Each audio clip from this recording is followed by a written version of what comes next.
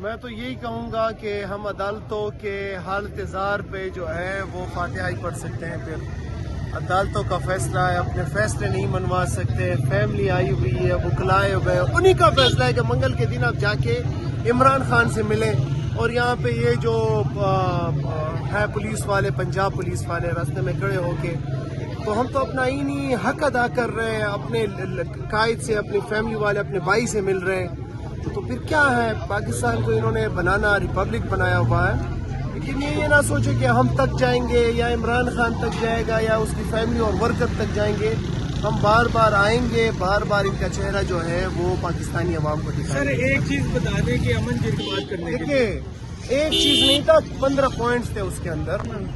ہم کبھی نہیں چاہتے کہ ہم وفاق کے ساتھ نہ بات کریں. وفاق کے ساتھ ہم بات کریں گے، حال تو اس کو ہم ناجائز حکومت مانتے ہیں، فارم 47 کی حکومت مانتے ہیں، فارم 47 کا وزیر اعظم مانتے ہیں. لیکن اس کے باوجود اپنے صوبے کے حقوق کے لیے، اپنے صوبے کے نفسی شیر کے لیے، باقی چیزوں کے لیے بات بھی کریں گے. لیکن جو اس کے علاوہ 14 پوائنٹس ہیں اس کے اوپر بھی عمل ہونا چاہیے.